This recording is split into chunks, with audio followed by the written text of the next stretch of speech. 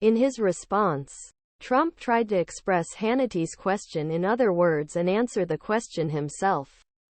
Trump, referring to Hannity, said, "This guy, you won't be a dictator, will you? And drill, we drill, drill." While some Republican friends insist that Trump joked about his plans to become a dictator for a day, Senator Kevin Cramer described these words as part of his appeal.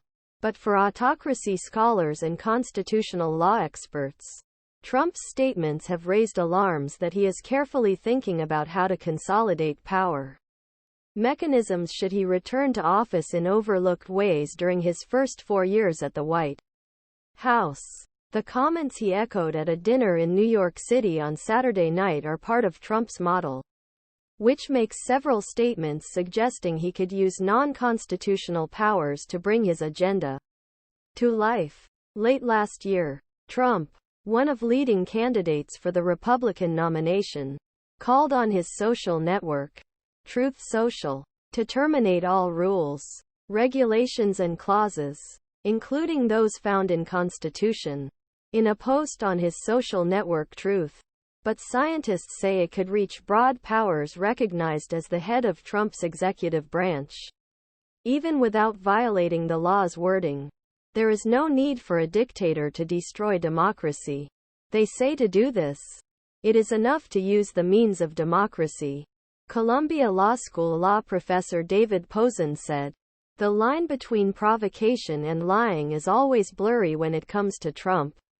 I think we should take this dictator interpretation seriously, as a window into his mindset and as an acceptance of his authoritarian designs, even if the exact policy implications are uncertain for him." His aides have already begun planning revenge if wins 2024.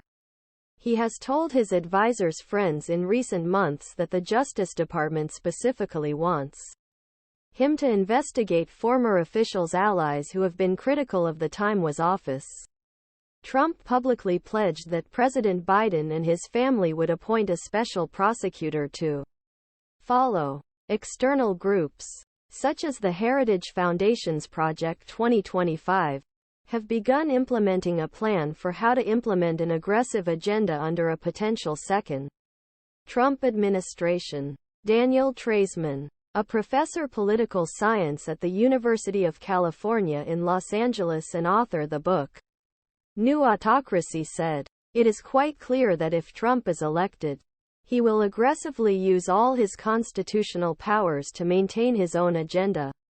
Treisman said, "He can do a lot with administrative orders on many issues, including border and oil drilling. And we know that his practice is to act fast and finish things before the courts are raised." According to Ruth Ben-Ghiat, author of Strong Men Mussolini to the Present, there is no precedent for leaders become dictators for a day. Once leaders enjoy absolute power, they usually do not give up on it. Ben-Ghiat, professor of history and Italian studies at New York UN.